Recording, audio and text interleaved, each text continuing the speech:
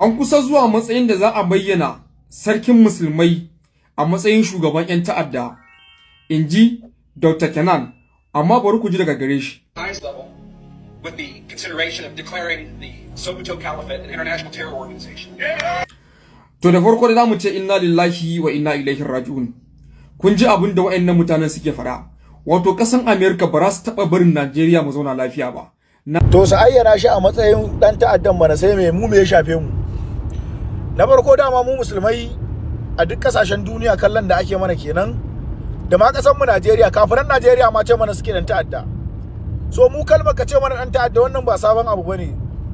Shi kuma wannan sarkin Sokoto sarkin ganin wata ne.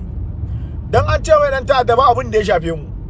Yawwa, dalili na faɗan haka shine a duk lokacin da ake kashe al'umma, ake sace al'umma, ake tozarta su, ba mu taɓa ganin shi ya fito ya ce yana barranta kanshi da wannan abun ko yana Allah wade ba.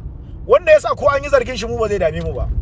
Mu da muka san ba yan ta'adda bane mu, ba ma tare da yan ta'adda.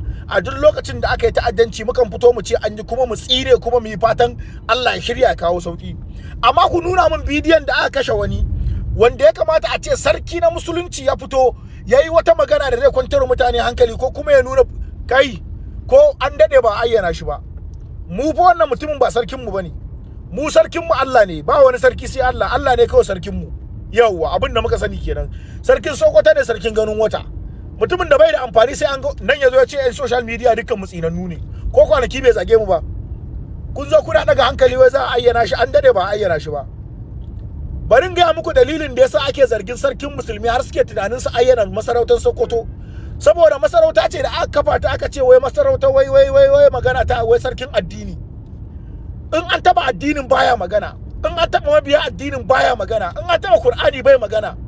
Ba abin da yake magana, ba uwar da yake tsinawa addinin. To an dade ba ayyana shi ba. Wallahi su ayyana shi ba abin da ya shafe mu dan mu ba mu da alaka da shi. Wallahi tallahi G-Fresh ma yafi mu sarkin Sokoton nan. G-Fresh, saboda G-Fresh na kishin al'ummarsa. In an kashe wani zai fito yayi Allah wadai. In abu ya faru zai fito yayi hayya ya hauka sai ya wuce. To mu G-Fresh ma yafi mana sarkin musulmi. Magana banza sun dade ba su ayyana shi ba.